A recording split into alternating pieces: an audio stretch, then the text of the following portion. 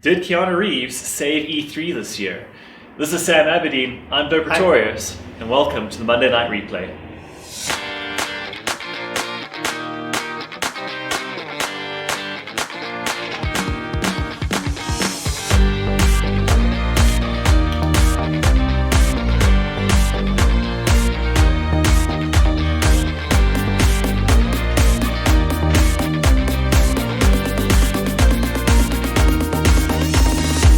Safe to say, until that moment of Keanu coming up, E3 was kind of feeling a little stale. Yeah, this year, I mean, it's you noticed how the lack of certain studios being at E3 just sort of left this hole. Yes. In the whole conference.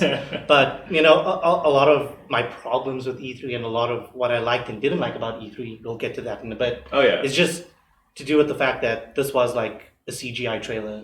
Yeah. No, unfortunately, it was very few gameplay actual videos, and surprisingly few on the floor for people to actually play through as well. Were there? It kind of leads to a lot of, hey, are we being hit by what was it, Death Zone? Oh yeah, look at this, can be in game. No, guys. Yeah. So apparently, for a few of the sort of people that we did have at E3 at a time, to just go in and see a 5-minute CG trailer and then come out and be a little bit disappointed. So I feel like that's pretty much the general consensus of E3 is, show don't tell. Well, we'll see how it goes with there. But we're going to be discussing through the various conferences, just giving a bit of a recap of some of the games that we really enjoyed, and some of the things that we're most looking forward to in the coming year. Also some of the big announcements around consoles, and some of the big games and stuff that we also missed at the end. And then just maybe giving us a bit of a rundown of our favorites. We were supposed to have our third chair of Andrew to give some extra stuff, so you're going to be missing out on at least some of the front there. And Lindley without his Gears Tactics, which wasn't even shown. And definitely talking about the Xbox Elite controller. So Absolutely. Right. But anyway, shall we kick off with the EA? Yeah, EA. Yeah.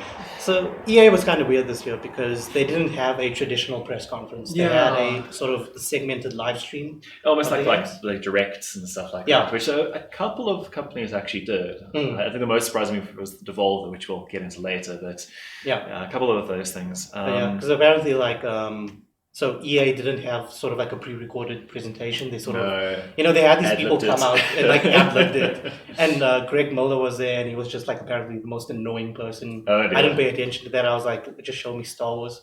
I think everyone, except for maybe the guys who are looking for their NFL and FIFA, etc. Everyone was give us Star Wars, give us Star Wars, give us gameplay of the new Star Wars game, please.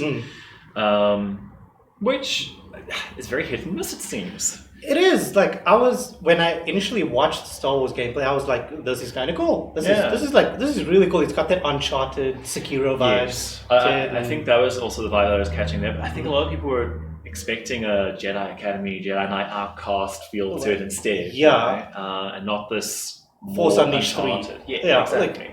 Basically. Although we say Force Unleashed, but I mean the combat system is much closer to Sekiro or that. Yeah. Not quite. It's definitely not that Stormtrooper's going to kill you in one shot. No, but there were definitely elements there of Sekiro kind of. Must time your dodges, time your stuff, get better effects with there. Yeah. Interesting use of the Force powers as well for traversal. It was really interesting because I think that was my favorite thing about the gameplay is how you can actually use the Force in creative ways. Yeah, I think we'll have to see when they take will they allow you to take more non-linear paths to levels depending on what force powers you use and etc. And is it actually impactful? I feel more than I just took a point and the force pull so I could pull vines on that particular level to make it easier for myself. No, I feel I think it might be closer to Uncharted than I think thinking is because I don't think there's going to be divergent sort of paths to take. There's just going to be this very linear kind of thing where you just set pieces and point A to point B, giant action set piece, boss fight kind of thing. Yeah, boss fights look interesting. We got the idea that it looks like there's other troopers and they introduce them and make a bit of a harder fight, but then they had him as a regular bot back in one of the later scenes. So that's sort of like the mini bosses, I'm guessing. So these guys, they just pop up like sporadically across the game. They'll just be like, hey, remember this guy? Yes. There's a tougher variant of him, kind of thing. There are, it's the Inquisitors and such, which are like the main focus of the bad guys, and people who've watched Rebels and stuff like that will be very familiar with them.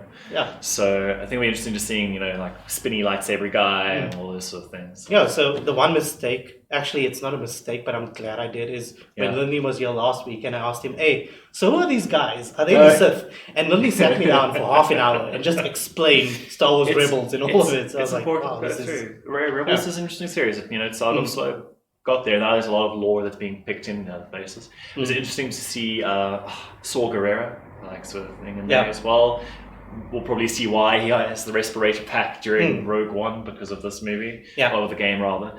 But I suppose as long as the storyline's good, they've got good actors in there. You know, they've got the Disney money behind them to do so and license everything. So, do you think we're going to see more surprises when it comes to the full game? Because I know Saw Gerrera's there, but like I'll just see like throw an Obi-Wan or something like Yeah, that. or if this is happening pre sort of the Rebellion days, maybe we'll see a few cameos. Yeah, because it sort of feels that it's a few years after Order 66, but before Rogue One. Quite a few years before Rogue One. Actually, you know what, now that you look at Saw Gerrera's age, it's quite a few years. So I don't even think like the people from what's it, Rogue One? Yes. Like sort of the Suicide Squad. I don't think they're actually Cassian and Jyn and them. I don't think they're actually going to be in the game, but it would be kind of cool. What could be interesting is if they do the origin of K2SO. No, they sort of teased that because he's there. And I was like, is that K2SO? So maybe have that as the intro of that. But also, you know, maybe set up for like the Obi-Wan movie. Actually, that'd be interesting. Have a little sneaky thing in there. Set up for the Solo movie as well. Have like something that happened in the Solo movie happen in the background of this. Sort of like explain that weird Darth Maul cameo in Solo. If you've watched Rebels, you know it's completely understandable. Watch Rebels. I will watch Rebels. Like Lindy has convinced me enough to watch Rebels, so I will before. No, it's good. It follows. Give the first season a bit of a thing, but it picks up from there. So another thing that was actually sort of announced at E3. It's not a big thing, but I feel like it's a big thing for the fans. Was FIFA Street? Yes. So I can still remember like the first FIFAs I still got into. I think it was like 97 or whatever. Song 2 and whatever. One of the biggest part was just you've got the 2-on-2, so the streets of the thing there. Yeah. And I think a lot of people are looking for that controls and the redefinition of it to be a bit more cool. Let's be a bit more active instead of pass play, etc. I know. So apparently this new mode is called like Volta or something. Yes. And it's not an actual like mechanic in the game. It's just it's a side mode that you can play, but apparently it's the biggest selling point of FIFA 20. So you have to do that with the FIFAs a lot of the time. We're guilty of it as well, as just saying like, but it's just FIFA, you know, previous year plus one. You've updated the roster stats a little bit, and you know. Now I kind of applaud them for actually just saying, hey, we're going to do FIFA Street. We're not going to call it FIFA Street, but we're going to add a street mode in the game, and I think that's cool. I'm really interested to see what they do with this. If it's anything like the old school FIFA Streets, or if there's going to be a big emphasis on it, because apparently they had like Rio Ferdinand come in and say like he was helping with the FIFA Street aspect of the game. So who knows? Yeah, I suppose we'll have to see with there. I suppose like neither of us are the types to follow that. No, not really. If I ever played FIFA in the past, it was always FIFA Street. It was never like traditional FIFA. I think I played before the 2000s. That's the last like sort of FIFAs that I've been into and playing like proper. The new NFL also got announced there. As much as one of those things, it's like I can't watch the sport, but I can play the game because it's actually, you know, actually flows, not 3 hours for 40 minutes of stuff. I know, and I sort of just drew a blank. I'm not going to lie, because when they announced NFL, I was like, I just got to get this FIFA article done. So I'm going to use this time to actually write the FIFA. Yeah, fair enough. I think it's not as much was the selling point. Was it last year? So they ran the finals of the NFL through in like their game, and it got the exact score line and the exact comeback and everything. So they're like, let's see if that happens this year. And then the last one of the bigger announcements there was that they've got the new front for Battlefield. Where they're hitting the Pacific front this time, which I mean, there's a lot of stuff in there. Like, I always enjoyed the Battlefield maps where, you know, it's islands and you have to get to the boats between things. You have the planes flying over and buzzing everyone. It's kind of cool. I mean, they're doing that whole Pearl Harbor saga. So it's going to be kind of interesting. I know a lot of people are asking for that before Battlefield 5 came out. So it's always interesting because you think about when Call of Duty was still focusing on it, when you had the Medal of Honor games still focusing on that era. It took them a while to hit the Pacific Front always. It was always like the third or fourth game. Yeah. And it's never really focused on when the game releases. And you can expect that. There's more set pieces in Europe, and Europe is the crux of things going on. But it brings a different dynamic, a little bit more fun. I mean, it's exciting. I'll give it that. It's you know, something I've always wanted in the base Battlefield game. They never quite gave us. So who knows? It'll be interesting to see whether it actually gets people playing more again. I might pick it up. They took forever to get Firestorm out. Yeah. And I think that hurt them pretty badly on keeping attention. I don't know how big the play group is still for Battlefield, and whether people have started moving on and kind of going like, okay, where's the next thing after Battlefield and like Anthem, and people are just like, you know, let's move on to Apex. Oh, Apex is dying. Let's move on to this. Well, and now comes some new heroes for Apex as well. New season coming out. The 10th hero apparently. Yes, so I think exciting. It's interesting to see how badly Apex has crashed off there. I think it's just Battle Royale thing. Yeah, so last month I think they announced that the Apex's overall revenue was down by like 78% or something. Which is crazy. Insane. Yeah. But from one place of that to another one that had just an absolute boatload of announcements and such. This is the most games I've seen. Yeah, it was Microsoft conference. Yeah. And there's one thing that we alluded to in the intro, but I think the biggest thing for them was just Scarlet. Yeah. And moving ahead with, you know, it's a new Xbox, it's a new gen. Poking holes in Stadia as well. And kind of like taking a few shots there. Yeah. I think it's interesting to see that they've actually reacted and how quickly they reacted to it as well. Must be something that they've had in the pipeline for it a little bit. And we'll talk about it like later with like Bethesda sort of thing there, but they've been working on their own technologies as well to get the streaming a bit faster. So it's just like everyone is just sort of jumping on down Google Stadia's throat right now. Yes. So it's like, okay. Although, like, how much, like 10 terabytes for 8 hours of gameplay? If you're doing like oh wow, okay.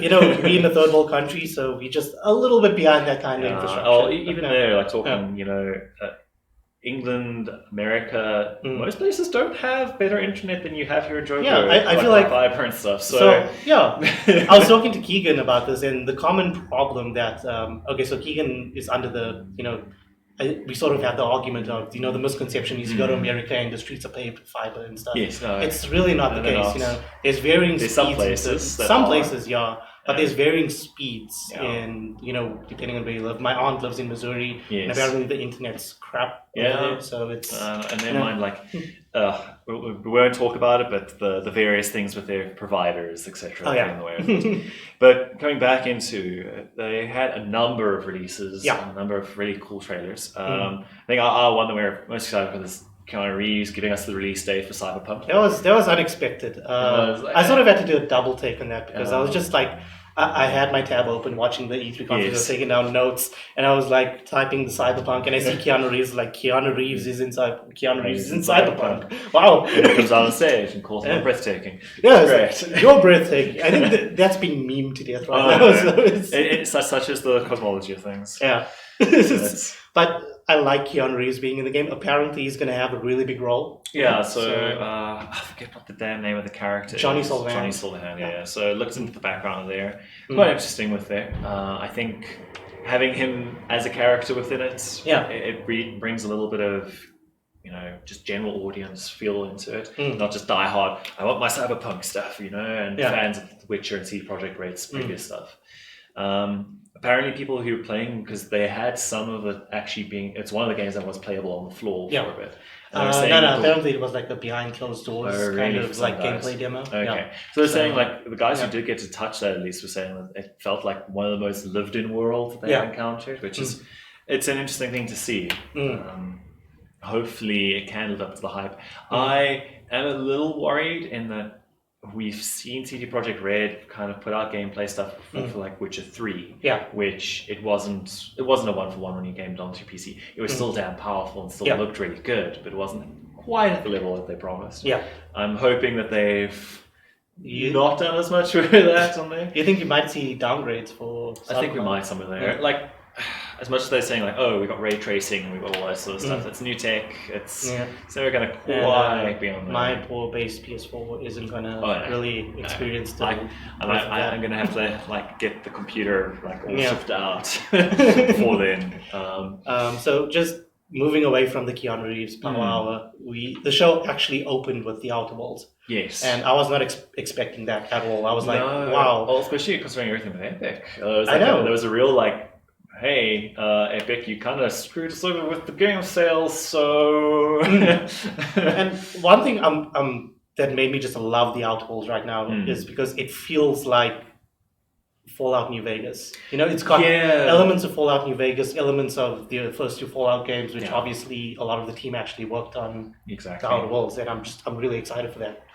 I'm as well. I think it's one of those games that's kind of gonna put Bethesda on watch. I think for another thing, and that's good to have as well, because there's a certain niche that's sort of been carved out of first-person RPG set in these either dystopic or kind of other realms, and to see someone go, hey, no, we'll do story, we'll do all of this as well. And in a thing where Bethesda have dropped the ball in that space in the last 2 releases, it's an interesting thing to see. I know, it's Outer Worlds sort of fills that void of the Fallout we should have gotten. Kind of thing. So since Fallout, people weren't happy with Fallout 4, they were like, let's just take it back a few notches, back to the good old days of Fallout, and the Outer Worlds came along and was like, we can do that. No problem. Like, we'll give you New Vegas in space if you want. Yes. I was like, that's great. That's fine by me. I'm hooked. Cool. And October 25th is when it does come out. Soon. So very soon. Yeah. The people who, it comes out on the same day as Call of Duty Modern Warfare, so you got like 2 crowds. Which are able to do the RPGs and... It's interesting there, because I think there's not as much overlap as we think, although there will be. But I think certain people are looking for a single-player experience, other people are looking for, hey, can I get that multiplayer and fine. Yeah, so if you have different fixes depending on what you see in Call of Duty and the Outer Worlds, then, there's going to be a tough pick for you. Yeah. I think another big property they had there that they released or had the trailer was Gears 5 as well. Gears 5, yeah. So really trippy trailer. I like what they were doing with that whole kaleidoscope glass effect. Yeah, but I mean, it kind of leads into the storyline and everything that happened in 4 as well. Yeah. Okay, well, why did they have a human face? It was, and I recently finished Gears 4, so I was like, this is interesting what they're actually doing, sort of alluding to the story that came before, but at the same time it's like Marcus. I would like to know some things. Yes, very much. So I don't know without spoiling anything. I think maybe Marcus isn't going to be in the game as much as we think he's going to be. So I don't know. There's always the thing of having these previous guys that have been a mainstay, and often we saw it happening with Halo. They try to kind of shift the focus away from the Master Chief, and people were like, but who are these people? And they went straight back into who is Agent Locke and all of these guys. And on that note, I think Halo Infinite, they did show us our first in-game footage of Halo Infinite, which is going to be on the next-gen Xbox. Which is interesting. It's a big release for them with that, and it's just interesting to see with the build-up, because they've got it's the complete collection, which is coming out for like PC. The Master Chief collection. And everything like that. And it's slowly just being built up. I think they're just trying to get everyone hyped for it. To be hey guys, get yourself a new Xbox, get yourself a new PC, so play this Personally, I would have probably liked to see gameplay. But since they said it was running on next gen, I wasn't expecting it to be shown just yet. I was like, big computers. Let's just wait for next year E3. Maybe they'll show us gameplay. Yeah. But I'm impressed with what they're doing with Infinite. It feels a lot like Combat Evolved. That's what I like about it. Yeah, it which is a good one. I think that was they were trying to go, because it's I don't want to say it's a reboot, even a soft reboot, because it's still... It feels like it, doesn't it? It's Master Chief's is like Mark 1 armor kind of thing was in it. It's like, is this a reboot? Is this like Cortana being the rings and stuff? Yeah. It's like, wow, okay. Overall, I'm interested to see what they do with Halo Infinite. I'm not sure what it is yet. because No. everyone's giving like different a lot of vibes, different ideas. different like, ideas all of the fanfics. it's a soft reboot, what's no, it's a gonna sequel. happen? It's okay. Well, let's just see what happens. Yeah. One game that was announced at Microsoft that I'm personally really excited for is Elden Ring, as a From Software and George R. R. Martin fan. Yeah. It sounded a bit interesting. Mm. Very different vibes from their older games, though. Yeah. But it's kind of in line with how Sekiro kind of opened up the From Software formula Yeah. and made it a bit more open world-ish. Yeah, and apparently, like Elden Ring, they're going full blown open world, so that's going to be interesting. And I get what you mean about the vibe of Elden Ring because it feels very Norse mythology, very you know, the gods and all those ancient stories. It's going to be interesting to see. I don't know. George R. R. Martin, he writes a very saying he's a seat of the pants writer. He's like, oh, that'd be a cool thing. I'm going to write about this sort of thing. He doesn't necessarily think stuff out to completion, and we saw that with where the TV series stripped the books. Yeah, apparently, like now, George George is like, no, we're not going to finish the Winds of Winter, but I'll work on it with From Software. It's like okay, well, just the lesser of two evils in that. Awful. And apparently, I just find it hilarious that they're pairing George R. R. Martin with a studio known for the death. known for death. Yes. George R. R. Martin kills people, so we're going to see a lot of NPCs die in the game, and we're going to see a lot of our deaths happen in the game. How much would it be like they'll kill some like pull a Red Dead? I won't say which ones. It'll be a solid 2, I'd say. Like sort of yes, like opening and it's different. Yeah, you create your character and everything, and then like 10 minutes later, oh by the way, he's dead. Dead, I can see them doing that. On a lighter note, they had the Age of Empires 2. Oh yeah, right. That.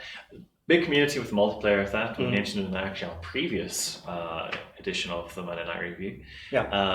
Or replay. So and they having like a full support of that, I think that's really cool. Talk of an Age of Empires 4 somewhere. I was hoping for Age of Empires 4, but at the same time, I don't mind that we got 2 remastered. Yeah, I kind of feel like 4 is going to kind of be Empire Earth, where it just takes you from the beginning all the way to the end. But it's not called that. It's sort of like a greatest hits collection. Yeah. Of all the Age of Empires. And I don't mind. It sounds cool. The last thing I was also mention was looks very much like Diablo, but in a much more colorful way is Minecraft Dungeons. Yeah. Which is interesting to see. I like that Microsoft haven't just sat on Minecraft after purchasing the IP, but actually doing stuff with it beyond just like a couple of casual actings. Yeah. It looks very couch co-op-y, sit down with some friends, bash through it. Yeah, that's funny. Yesterday I was sitting down with a friend and we were playing Minecraft and we were like, dude, isn't it amazing that years after this simple game came out, we're still playing it today? Oh, are you guys playing modded or just like classic as well? I know, we're playing both. Because I find it very interesting to see just how quickly the mods get pulled in. That they are supporting and trying to build up this bigger lore and a bigger feel for everything. One thing that we actually played yesterday was someone actually rebuilt the USS Enterprise. So they put it out on the map, and you could actually go into the ship and see everything as it was in the show. It was insanely detailed. I'm like, people are still creating. There's still some crazy stuff. I mean, like, I don't know if you've seen the map of Westeros that people have redone. There's Westeros. There's a Westeros map where they've done like everything, Red Citadel, up to the wall, everything. It's that's really crazy. But going from a conference that had a lot of stuff to a conference that had almost nothing. Almost like 3 or so things. It was Bethesda. Yeah.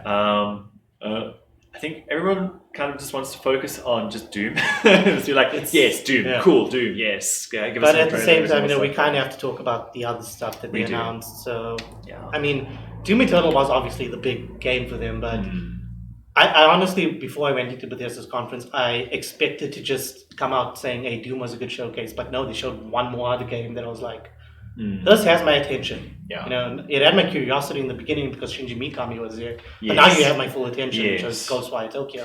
Yeah, which it's interesting. It's a great team that they've pulled in there, and completely out of left field. Like, what is this? And apparently, like, so Ikumi Nakamura, she's like next to Keanu Reeves. She was the most adorable confident person. There's all the like little memes and stuff. Although, hey, I'm gonna make this horrible horror game for you all to play. It's spooky. She was so giddy about like this horror game. I'm like, wow, this is great. Yeah. And she showed off this like trailer that's very reminiscent of The Evil Within because of all the trippy imagery and stuff. I think that's what a lot of people are saying though, but I mean, it's hard to not put the comparisons there considering all or the team that's behind it. And And apparently, like, why I think it's going to be different is because Ikumi Nakamura was, she's a director on this project, but she was also a designer on games like Bayonetta, which is very interesting. So I'd like to see that sort of creative. You guys see that kind of in the monsters and the designs they show. It's not quite as overt as Bayonetta was, but it's a different style. Yeah, it looks like a lot of what. I don't know. It just looked like a weird hybrid of Death Stranding and Ghost of Tsushima. Yeah, like that. And I was like, they have that samurai thing, but they also got this like really trippy, like I don't know what's going on. Like, this is such cool imagery kind of thing.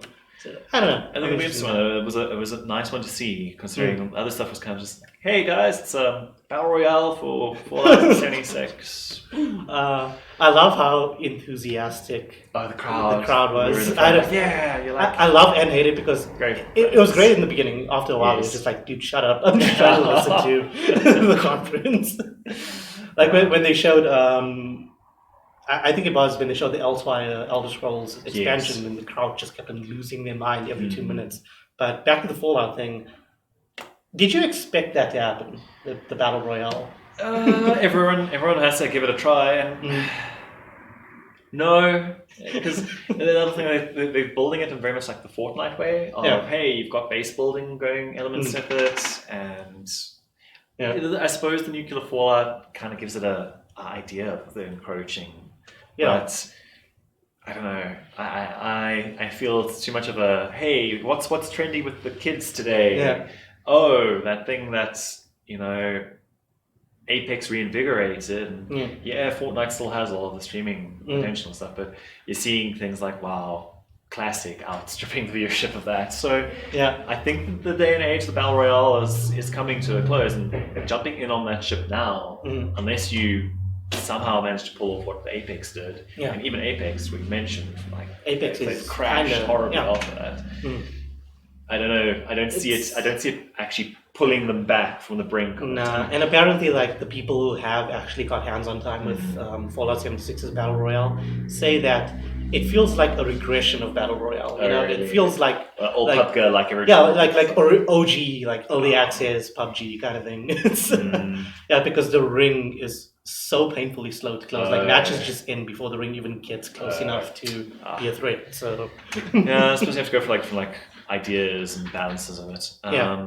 Other mention on there was their new expansion where they'll have NPCs again. And everyone went wild for NPCs. I mean, this is the first time I think we are ever going to see a crowd go crazy for adding NPCs into a game. It's okay. It's just a weird one. I think it's been brought up as Fallout's gunning system and everything isn't great. So that's sort of tiding it over. Intricate storylines, like a world that you can get involved and just absorbed in, kind of hid all these other things. And as soon as that got stripped out and made this multiplayer where I'm like, oh no, you put those elements in, it kind of fell off. Yeah, I mean, there's a lot of people who've had fun tales, where they've matched up with a bunch of friends and they've gone out and they've made those stories.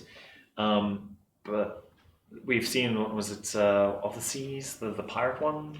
Oh, Sea of Thieves. Sea of Thieves, like a similar thing there, where the game wasn't amazing until you made the moments for yourself. And that's come a long way since then. And I think Fallout 76 are trying their best to do that as well. Yeah. But there's a whole bunch of other things that need to be worked on, like Red Guard's going to have to be something else in order to like grab people back. Yeah. The Elsewhere, there's a lot of Elsewhere content. There's a heavy focus on it. It's the card game has it. The MMO's got it. Mobile Blades, game. I believe, is going to have it as well. Yeah. Blades announced for the Switch, which I mean, no, right? Just play Skyrim. Yeah, Not exactly. Skyrim on the Switch. I think that's the point of it, is that they're trying to, because it's free, and then you're like, oh, well, maybe I like this, so I'm going to just pick up Skyrim. But I think everyone who would have been playing Skyrim got Skyrim. Yeah, they kind of just have Skyrim right or has now, Breath of the Wild. So, and just finally, I want to touch on Doom. Yes. Doom looks good, but I mean, they know what they need to do with it. They went back to their roots. They made Doom what it needed to be. Now it's just, hey, we'll expand the lore a bit. We'll just give you more of the kick-ass action that you played before, and just go for it.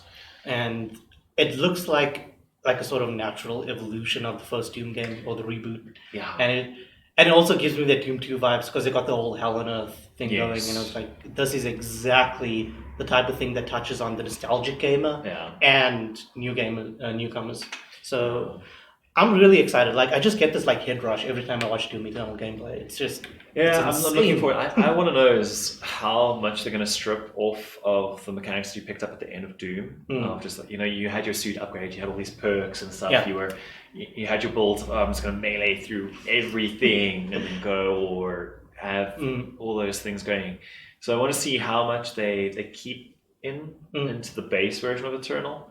Also, what's interesting to see is like their multiplayer. They said no deathmatch and those sort of things. Yeah, because I think they're pushing a lot of like the battle mode, the asymmetrical sort of idea. There's there's demons and there's submarines. I mean, it sounds cool. It's very Evolve in that sense. Yes. It's got that asymmetric gameplay, but I don't mind that. I know later on they will introduce deathmatch. So yeah, I also think we've seen with Unreal Tournament, we've seen with other games, and with Doom as well, where that sort of Twitch shooter multiplayer thing, it's not what people want in the modern day multiplayer thing. Yeah. It's difficult to work out what people want. Luckily, I think there's already a big enough fan base that people who want to play the single player aspect of Doom will pick it up for that. Yeah, exactly. So I'm excited for both. I like the multiplayer in the first Doom, and I will probably try this time, and I love the single player campaign. Yeah. So, yeah. But then, I suppose, talking from Bethesda, who had a little bit of an unchained, to Devolver, who they continued their line of just weird and wacky conferences. I love these guys. Although they took it in a different route to making it a direct instead. And it was an interesting twist on it. I would have liked to have seen a live thing, but I don't know if you saw they had an entire parking lot done. They had a remote control beer cooler delivering beer to the people coming through.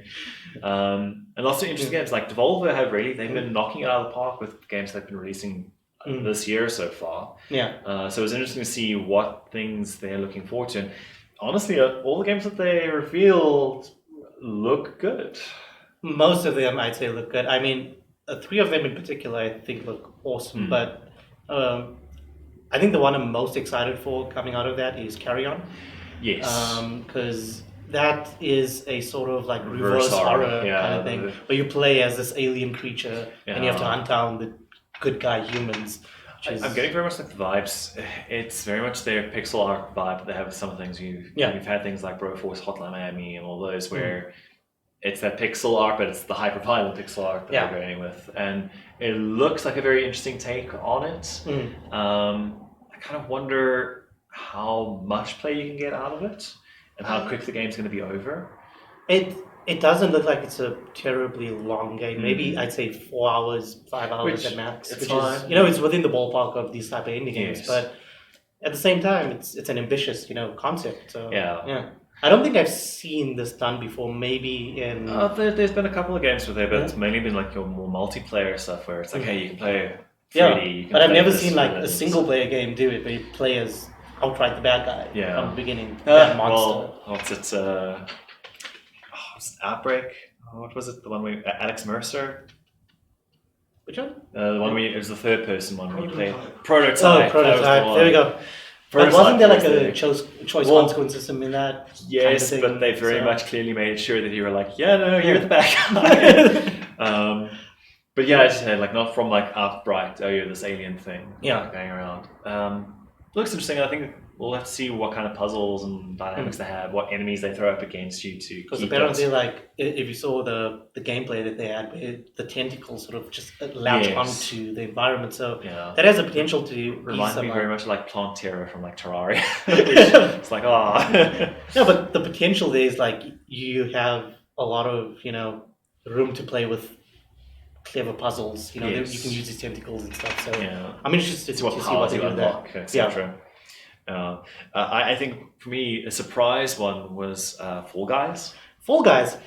Which, like we were talking about Battle Royale, and we're like, I can't do this, and then we're like, it's Takeshi's Castle, but Battle Royale. I'm like, that's so cool. I love how nonchalant the game is. It's not taking itself seriously at all. Yeah, which is the perfect thing to have for a brand for that. Yeah, because you you want to have people just having this like party feel of the game.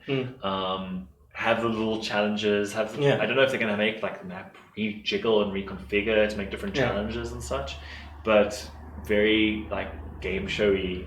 There's been a lot of other little indie games that have that on the sides. It's like Tokyo Runner and those sort of things, but this looks really cool.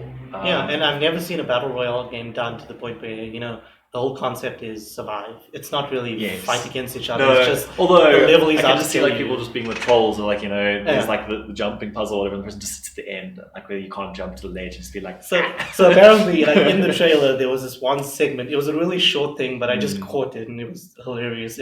There was this guy standing on the edge, and there was like this big rotor machine thing, and he was looking down at it, and another player just came full speed, bumped him into the thing, and I was like.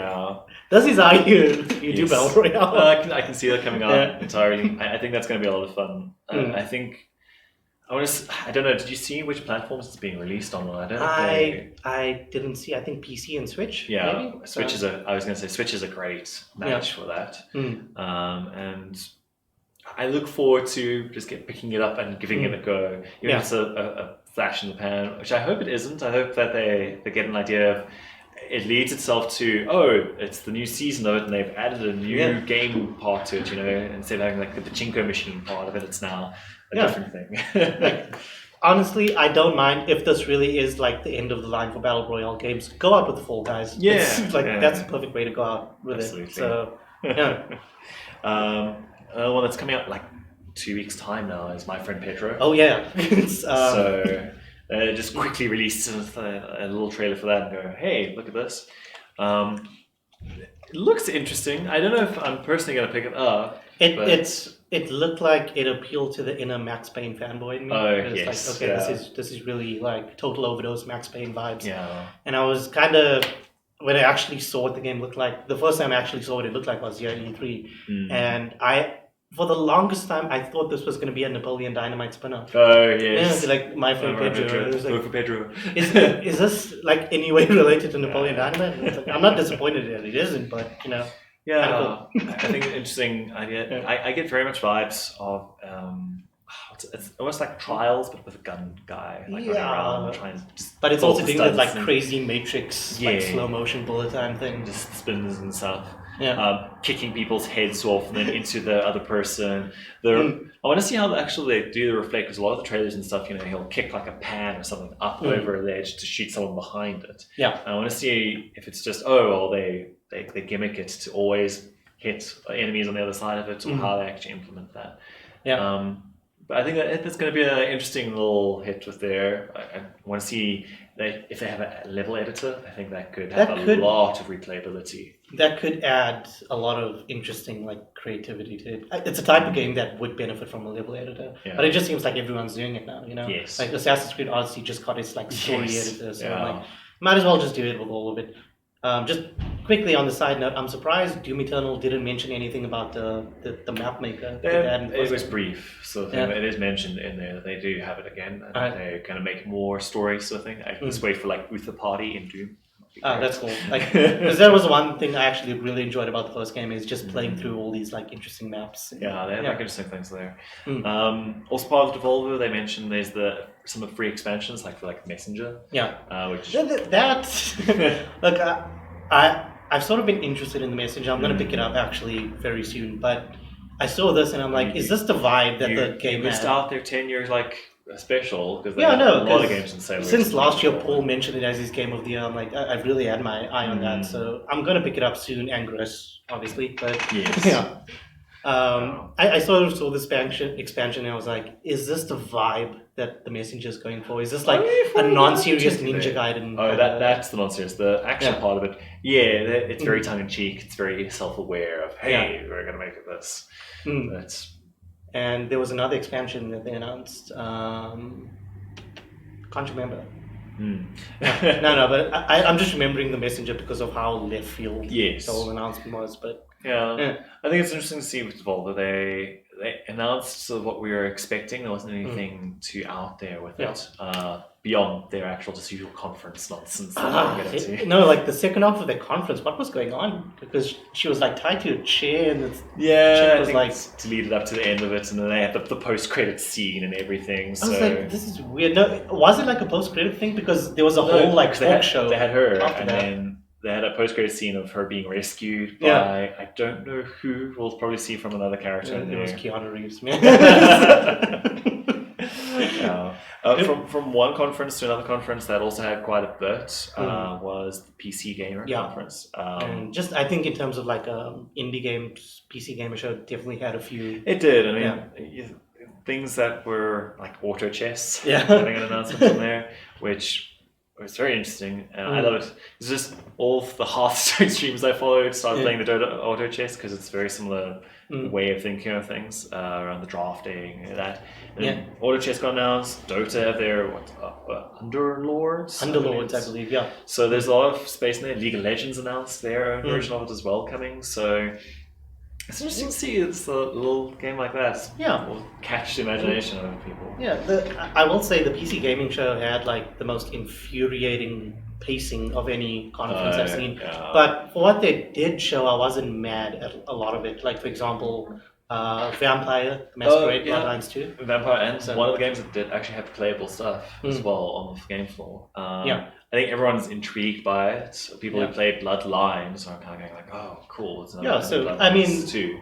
It's because Rob and I were having this discussion afterwards. What they showed at the PC Gamer Show, it wasn't representative of the Bloodlines 2 gameplay. Like, because IGN put out like a 15-minute gameplay thing, and rather watching IGN one over the other ones just because the player actually danced on the dance floor when they gave the prompt. I was like, yes. And apparently there's like, so sticking to the whole like, you're supposed to have this whole illusion of the masquerade, and you're not supposed to tell anyone you're a vampire. Yes. There's options in the dialogue boxes that say, I'm a vampire, I'm going to kill you and suck your blood. And then there was another one like, it's Joel. I don't know what you're talking about. Yeah. So it's like, I like those choices. Yeah, the gameplay that they did show, I'll post to it, like from IGN in a couple of places. It looks interesting. I'm worried that some of the powers look a little over the top and kind of like, that's breaking the masquerade right there. Yeah, totally. There's a weird one where like you could take people and like sort of explode them from the inside, just like this explosion of blood. Is that just a Tremere thing? Yeah, it's like, okay. I want to see how like they fit in the lore as well, and whether it's it is a sequel to Bloodlines, and they're going to keep it in the old World of Darkness, or if they're doing it with the new sort of CCCP one.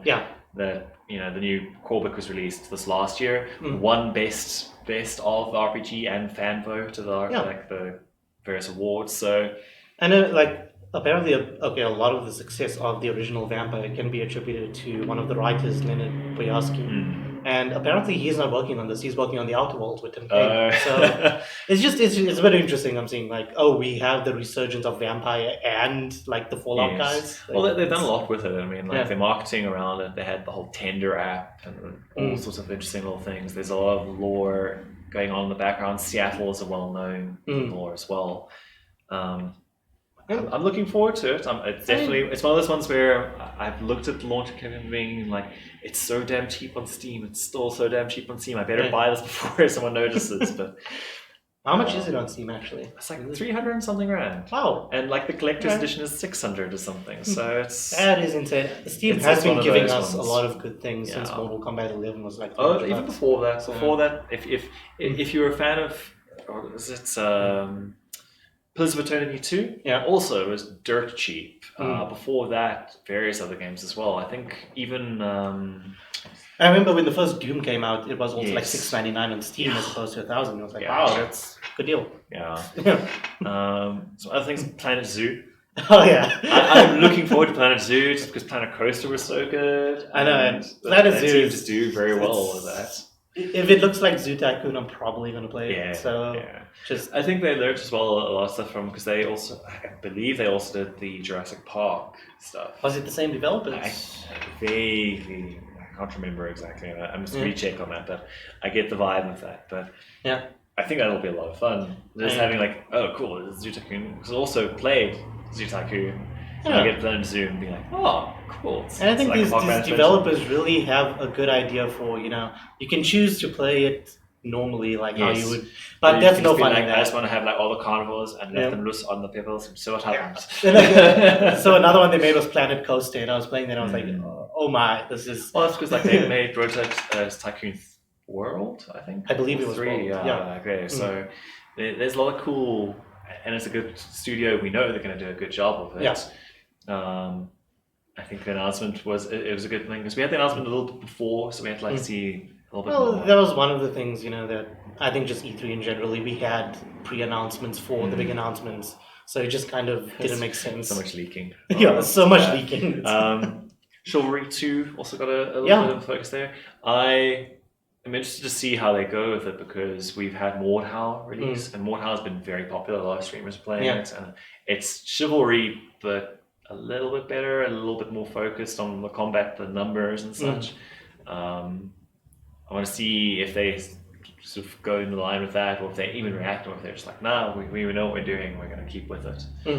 Apparently also like the response to Chivalry 2 at PC Gaming Show was pretty good. Because we had someone who was actually there in the conference, and apparently they lost their minds when they saw it. So it's like, it's still nice to see that love, Yes, it's been one of those like cult classics that people have been playing, getting used to. That I think as well as Forza with the car, the Lego car. Oh yeah, that was actually at Microsoft's conference. Was it Microsoft? Yeah, they had that at Microsoft's conference. Entirely. Yeah, but I know it's wrong. So apparently they're doing a Lego expansion with Forza Horizon 4, and they have this Lego car.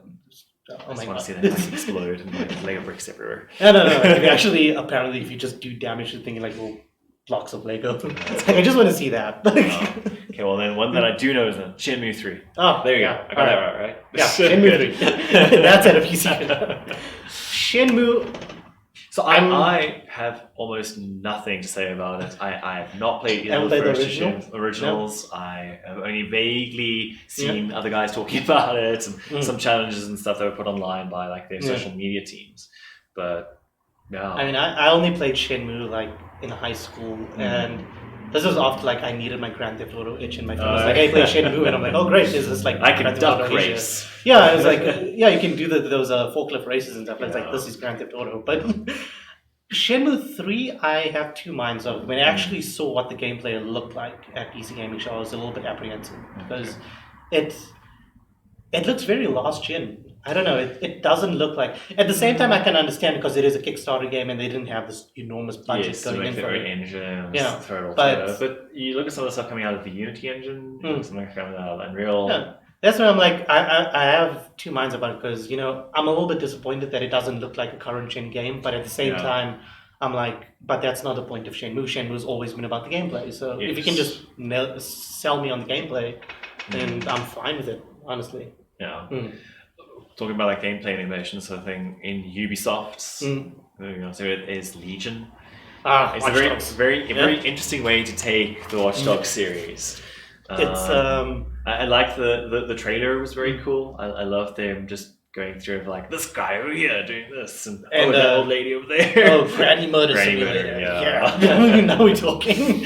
Like some of the gameplay stuff that they showed was interesting to see.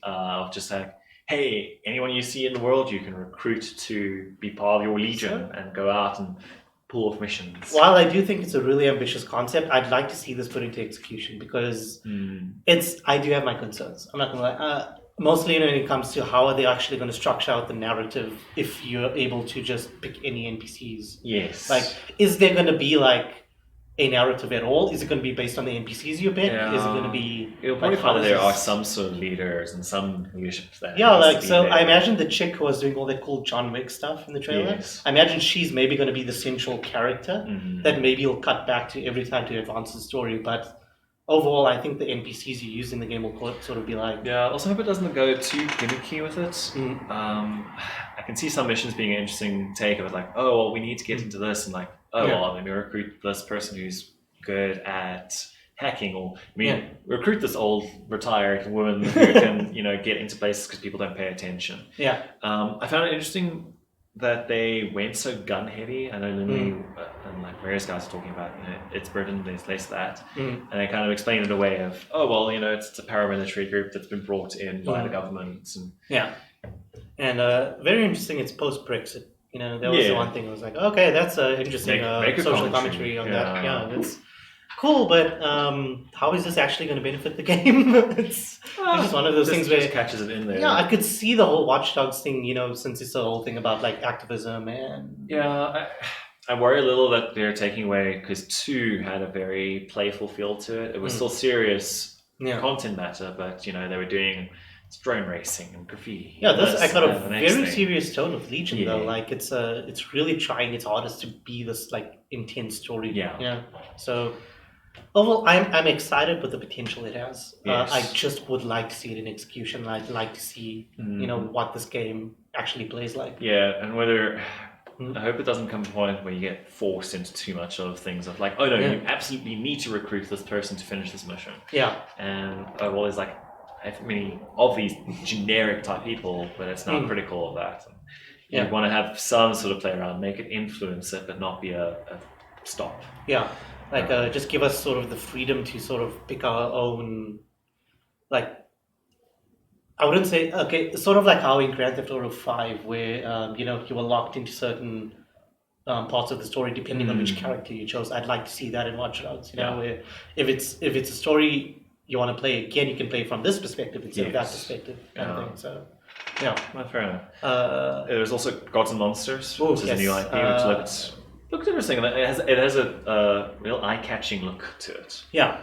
So this was the best thing I saw at Ubisoft's conference. It just had that really Legend of Zelda vibe to it. Yes. Which it's a good vibe to have with there. I think a lot of the Ubisoft catalog at the moment is very serious. It's very dark, And this was a good change of pace. I feel like it was lighthearted when it needed to be. So yeah, I think it'll be interesting to see how Legend of Zelda clone it becomes. I hope it doesn't become too heavy on there and it has some more innovations.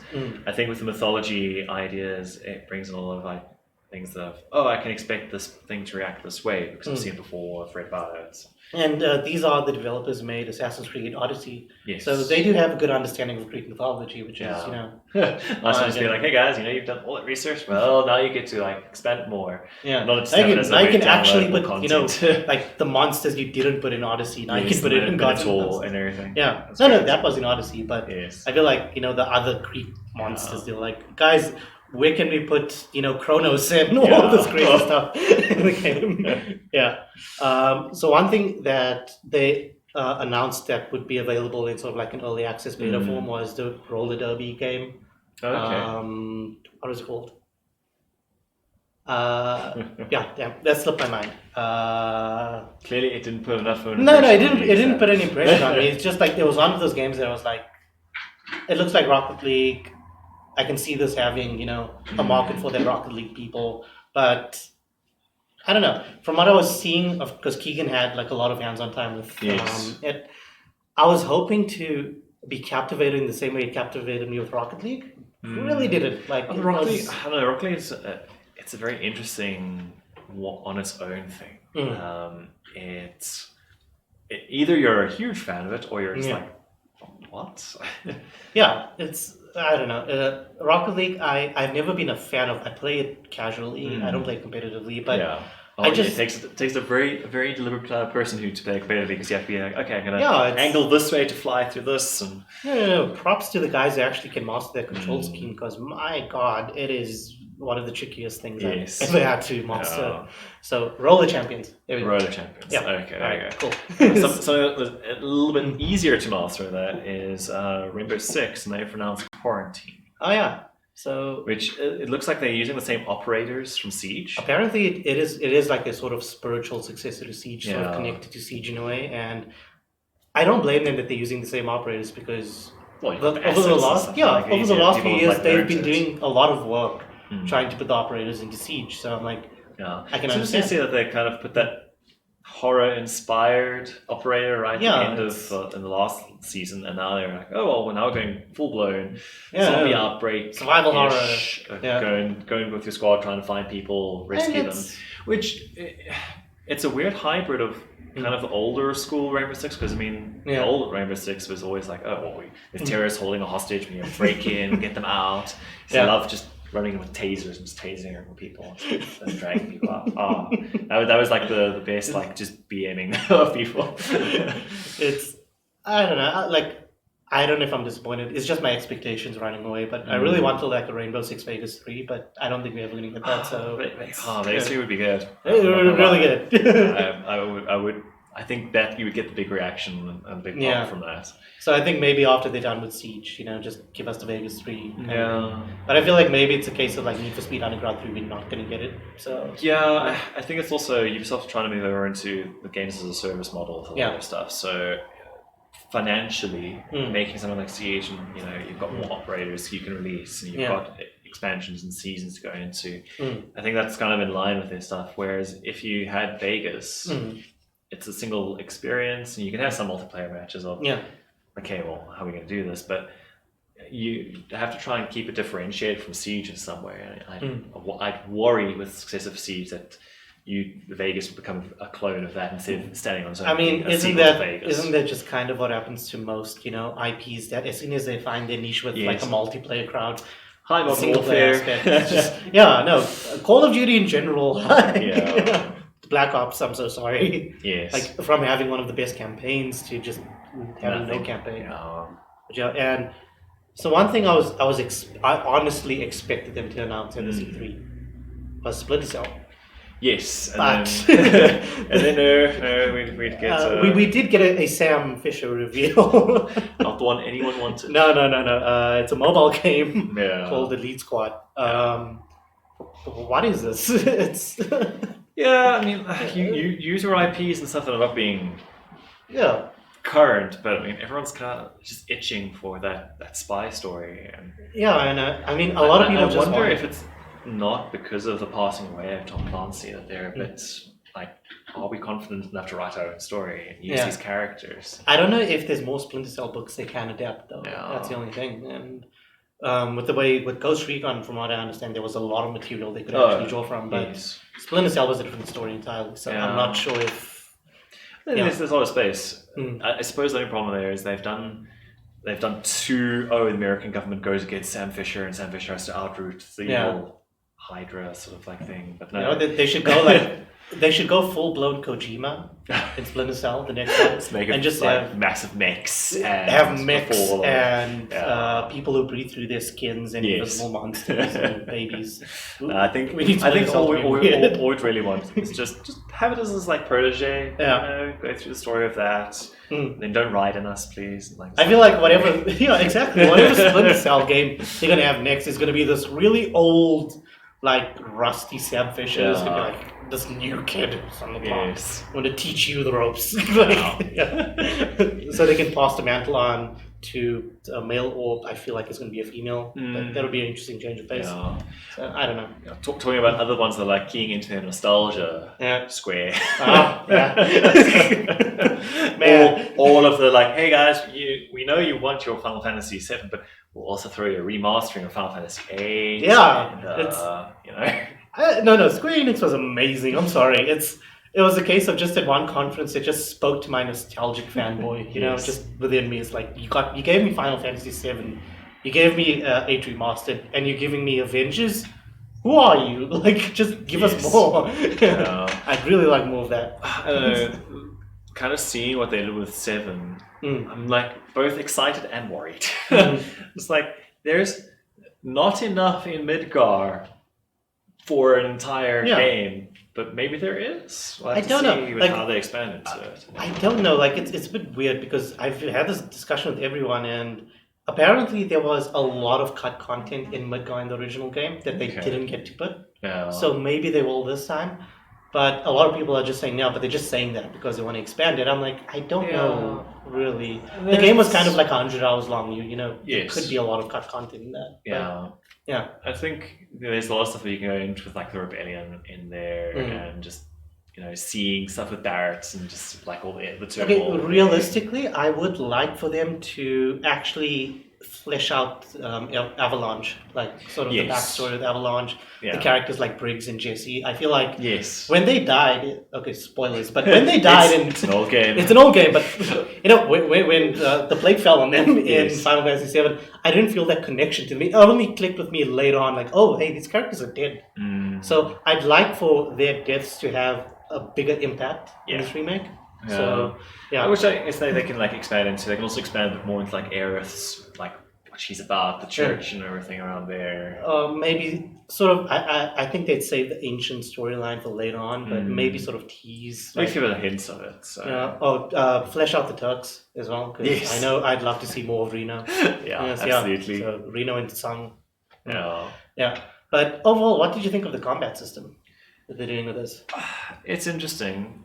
Like, I don't know, for me, the Final Fantasy VII combat system, it's only so unique as Chrono Trigger. They tried it there, and then they did it for 7. But it was such a huge departure from your older school stuff. Yeah. To not have it, but have a kind of interpretation of it. Yeah.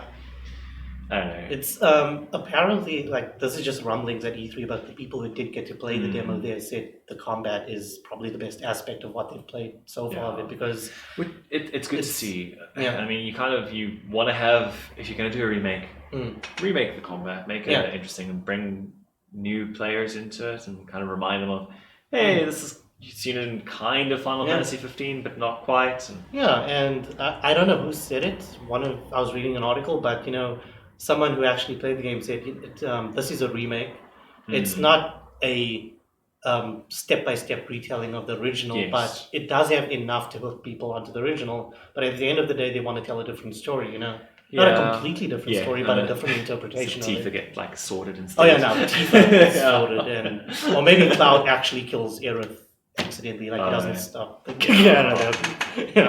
dark. There's one of those things. I just hope that they keep the focus of what the original game was. Keep the commentary. It is very topical now, and surprisingly topical. And I think also with the fact that they've got this over like 2 Blu-ray discs with making it a full-fledged Final Fantasy game. They have the means now to actually dive deeper into that commentary. To talk about the environmentalism and all of that. Well, hopefully they just have balls to do it, though. I really hope they do. It seems like, from what we got in the gameplay, is that there's a lot of focus on the action, but you do get those moments of interaction between Barrett and Cloud, where it's like, they talk about the live stream and Earth and what Shinra's doing, so maybe. We'll see. I mean, it's a case of, let's see when it comes out. Exactly. Reserve judgment for that. I think like... less of that. They've got that where they're going completely newish, and then they've got the Final Fantasy VIII remastering.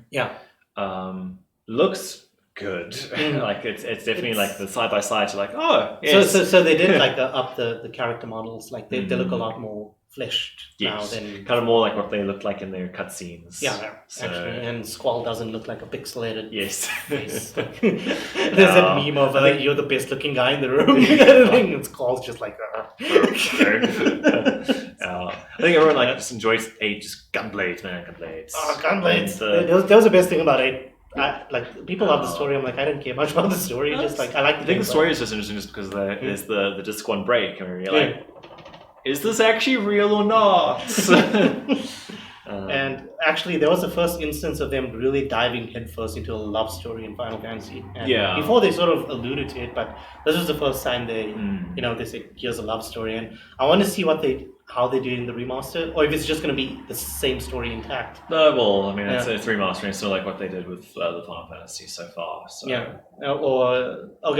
Just going back on Final Fantasy VII. Yes. The infamous honeybee scene. Yes. It's going to be interesting. Do you think it's going to be in there? They'll reimagine it in some way, I think. Yeah, because I can imagine it's problematic in the current climate. In the current climate of a lot of people who do get tempered at the idea of cross-dressing Cloud, and it feels like it might be sensitive now. Yes. Yeah. No, I think it is something that they need to be more aware of, and more people. It's something that it flew under the radar because it wasn't as visible back then. Yeah. Now it is, although.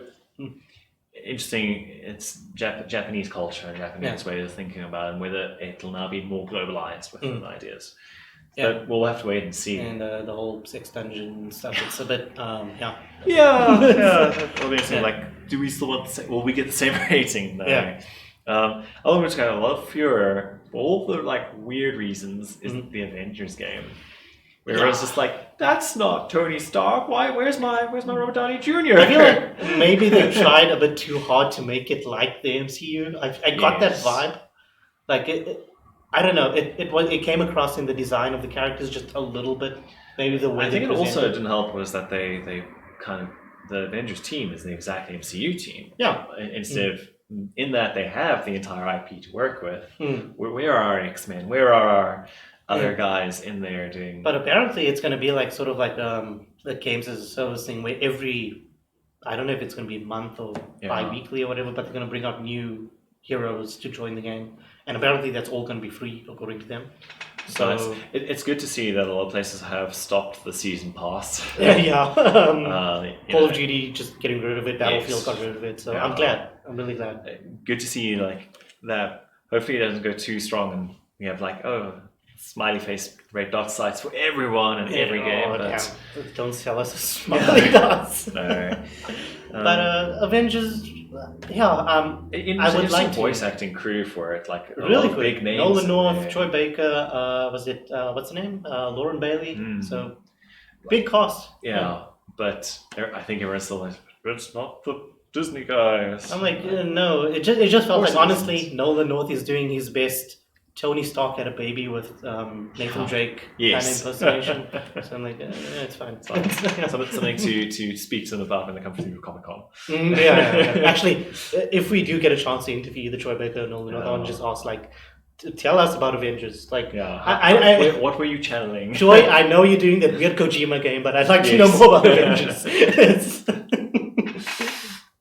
Even then, I don't even think you talk about Death Stranding. So no, probably not.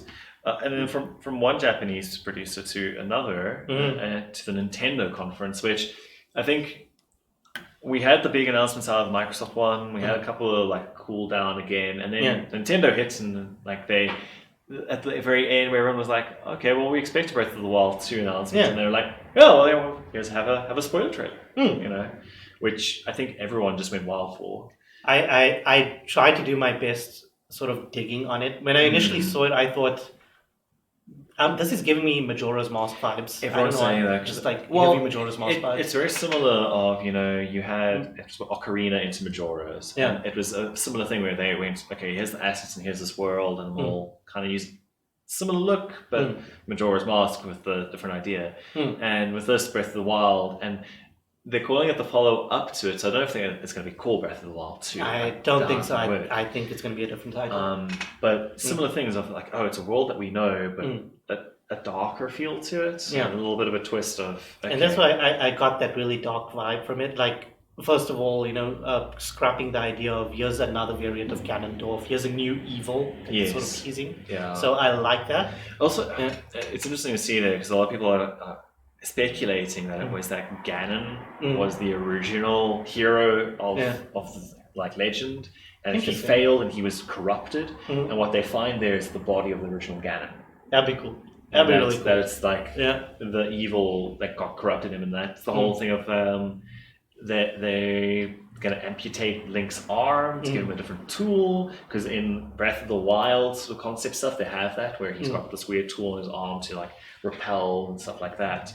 And they think that they're going to put it in there that Zelda chops his arm off to prevent the corruption from getting to him and converting him into evil as well. So he's going to get like a sort of Sekiro Shinobi prosthetic kind of thing. Yeah, well, I think more like Adventure Time sort of like vibes there.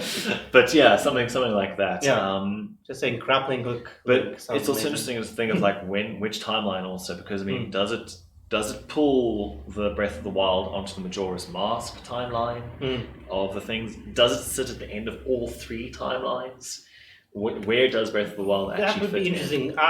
I assume it's going to be running parallel to Majora's Mask. Yeah. I think it might. Interesting with there is because does it pull onto the Twilight Princess stuff? Because there's a lot of stuff where they pull into like the Twilight and there's a lot of hints into it. Yeah. But it's also interesting because like in the previous book, like when not book but game, in one of the flashbacks where Link gets knighted originally, and they make reference to all the major timelines in it, of like whether it's Skyward Sword or this or that. So they got a lot of space to move within it, and there's a lot of lore to go into. I think everyone has gone a bit crazy with it. Also, the thought of maybe it's a co-op. Really? That Zelda could be played as well, because they've got like her in an armored look, shortened hair. Will it be one of those things where you can play a co-op and it's Link and her? That would be interesting, and it goes in line with all Nintendo's, pushing the whole couch co-op family sort of. I could see them doing that. Yeah, that's cool.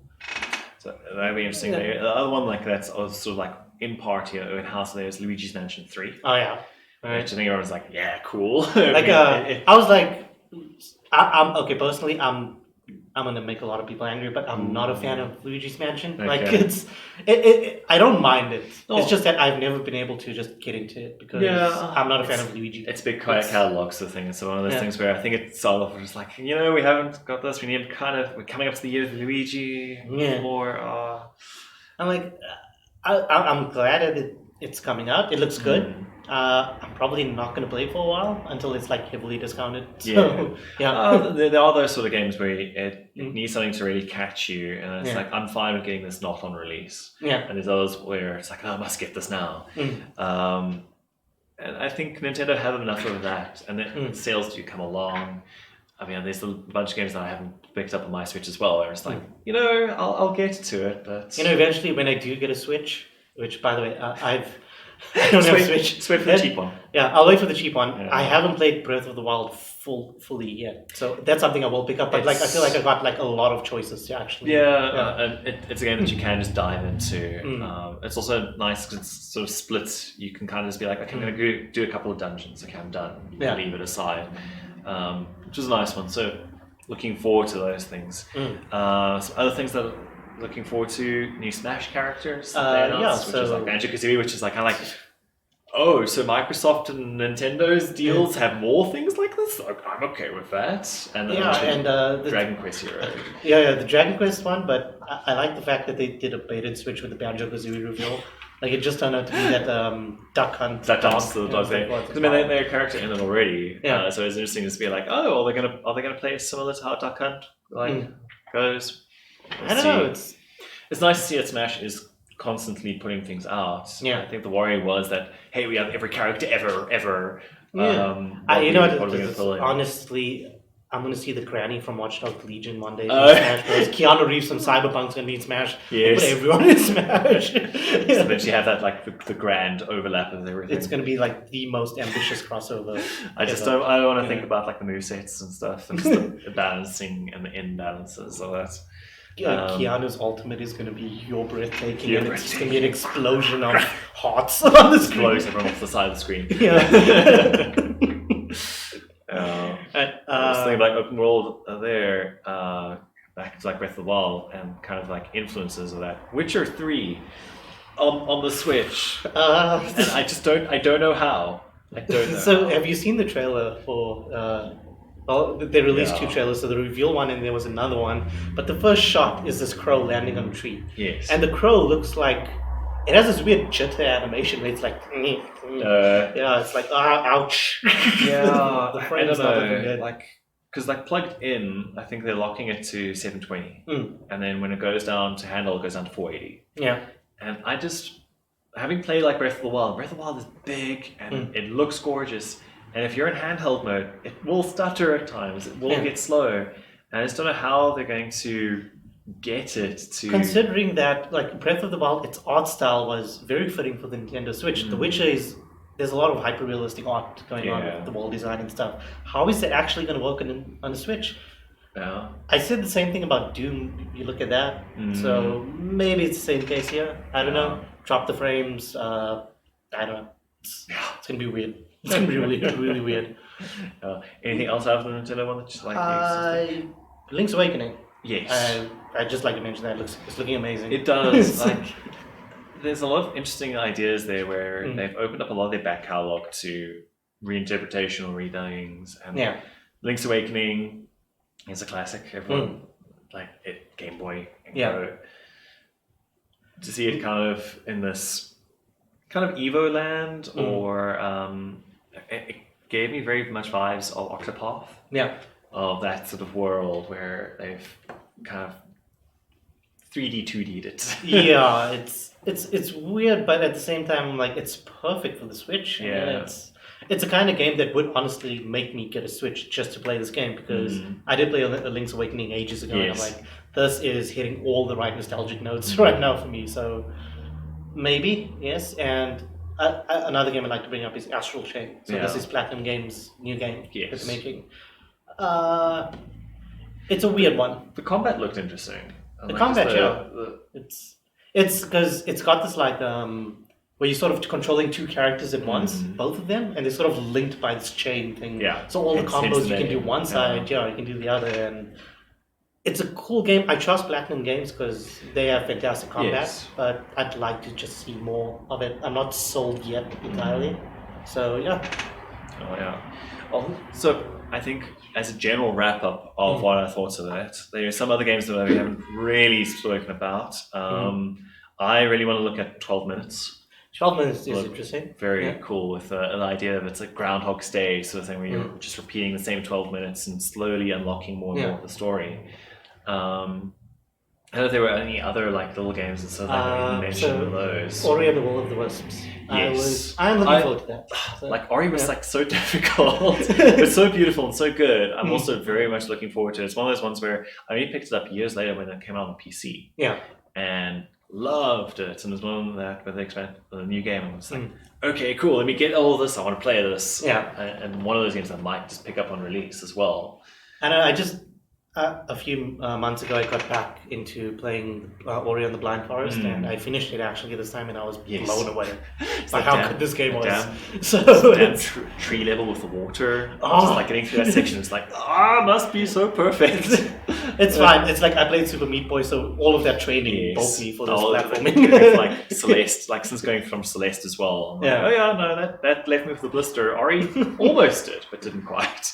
Yeah. Another game that, it was just wishful thinking, but I would have liked to see a Dino Crisis remake. I think you guys were all like, damn it, Capcom. Whatever you're working on now, I really hope one of the projects is Dino Crisis.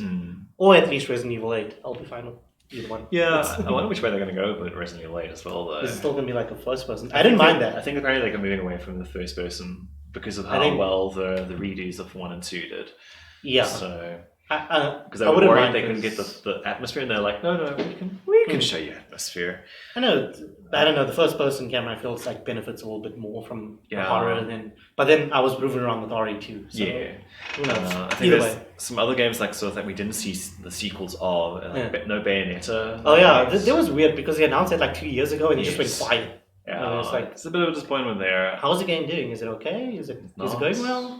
What's going on? I mean, we saw like 2 getting released on like Steam, and we saw things like there, like okay, cool, getting hyped for it, and then it just died down. It's just like Reggie Fils-Aimé left Nintendo and took the secrets of Bayonetta with him. Like, I don't know what happened. Similarly, like Fable 4 as well. Yeah, like, everyone was expecting them to be like, hey, at the end of the Microsoft conference, it's like, oh, one more thing. Yeah, one more, just after this Halo. Because I mean, they had like the producers and stuff there. So everyone was expecting some sort of announcement coming out of it. And from what I understand, like the developers' Playground games were there. Yeah, exactly. They didn't have anything to show, which is just weird. Like, I don't know if it is Playground games actually making the new Fable. Which, by the way, I think it's confirmed now. Yes. So, That's Metroid Prime 4 as well. I think apparently, they're expecting something of that. I think because like a few months ago, Nintendo actually said they rebooted development on Metroid Prime 4. So the most I was expecting was like maybe a remaster of the trilogy. Yeah, let's get us hyped for that. Yeah. There's no playing on the Switch. There isn't any real big first-person anythings on it at the moment. And the motion controllers are so much better now, so you can imagine like it being so much better to be able to actually get it going. Yeah, I would like to see a remaster. It'd be something to see. I think this other one was like Skull and Bones. People like thought about, but they were like, no, not going to be at Skull and Bones and Beyond Good and Evil. I feel like they're just absent at Ubisoft. And even though they made the announcements before to say we're not going to be at E3, it's just because I mean Ubisoft's conference was pretty small otherwise. Only a few key touchstones and a couple of like, hey guys, the updates you expect for games that are releasing. And I don't know, there wasn't really that much surprises. I feel like maybe something of the caliber of, Skull and Bones or Beyond Good and Evil would have given it that surprise. Yeah, but in general, I think this year's E3 was very. We know it's coming, and anything that we didn't know was coming in the week leading up to, it was like, hey guys, they're going to release this, and it's going to be the story about that. And you're like, oh, guys, come on, keep us a little, give us some suspense. Here's my general thing about E3, right? So, the developers were saying, we showed a lot of CGI trailers and we didn't show enough gameplay, and I'm like, I agree with that. And then I just made a comment saying, like Sony, this is probably why we need Sony back at E3. And Lindley was like, why do you assume Sony is going to be any different? I'm like, this is what they did last year and nobody paid attention to them, where they just had these 4 really big gameplay presentations of games. And then it's like, we kind of need that back. Yeah, although it was interesting because as much as we say like Sony wasn't there, there were any number of games revealed that were like, oh, it's coming for PlayStation as well. I know, like, so many, okay, this is no shot to Xbox, but so many of the games they announced, I'm going to buy on my PlayStation. It's just the reality of it. So, I think with the Xbox, with their sort of alliance they're sort of forging with Nintendo and kind of dragging like PlayStation kicking and screaming into the picture of it, and like, guys, you will play nice. Yeah. I think as like the Game Pass and stuff, which they went into a little bit of detail, I was going to see actual like physical, like this is what it's going to be like. I think they might win people over into it. I think also once we see the price of whatever Project Scarlet and PS5 are going to be, I think some people kind of be like, some analysts, a PC might not. So apparently, like yesterday, some analysts said like it's not going to cost any less than $800. I'm like, what? Yeah, that's a steep price for next gen. Yes, I can expect it. Like, there's a lot of new technologies that they're not cheap yet. And they're kind of going to be in this console, so I can understand. They either sell it at a loss or... So they always sell at a loss. It's the interesting things with consoles, because they don't... The actual hardware is always at a loss. That's why the games are so expensive in comparison to PC versions, because they're recouping the costs of that. And they only start like breaking even on it like 3 years down the line. Where they're like, okay, our manufacturing costs have gone down. Isn't that usually just always the case of like launch consoles? They always sell at a loss, and then years later they make their recoup. Yeah, it has to be with that. So it depends on how much of a loss they're willing to make with it and how much they see. And we've now had Stadia, kind of like Google, who are, I feel, kind of a bit out of touch at the moment. Well, Google's kind of like, I feel like they're broadcasting in the year 2032, and we just feel like we're not there yet, guys. We're getting there. We don't all live there. It's fine. We're almost there, but we're getting there, Google. Calm down. Just overall, underwhelming E3, I'd say. It was... a couple of highlights, but in general, not stuff that we hadn't seen or anything like that. So I don't know, and... Okay, this wasn't an announcement at E3, but I'd just like to end off by saying Destroy All Humans. I think you're just stuck on their like soundtrack. It's like best trailer ever. Don't be my thing, because I mean, like, they had Prodigy's Invaders Must Die for like Duke Nukem Forever, so I'm already like, no, don't put music to a thing. I think no, it's fine. I'm perfectly fine with putting Rammstein on there. Do it. Just give me the game. It's one of those games where I know it wasn't the greatest back then when I played it, but I'm just so excited to play it again. So yeah. Well, cool. So those were all our ideas and thoughts on E3 2019.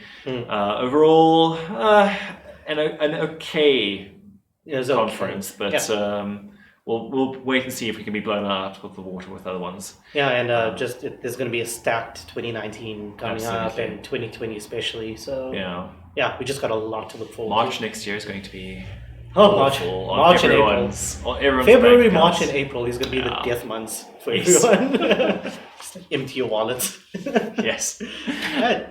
But thanks for joining us, and hopefully we'll see you for the next Monday Night Replay, where we'll be at night. It's night somewhere in the world. So we'll catch you next time. See you guys. Cheers.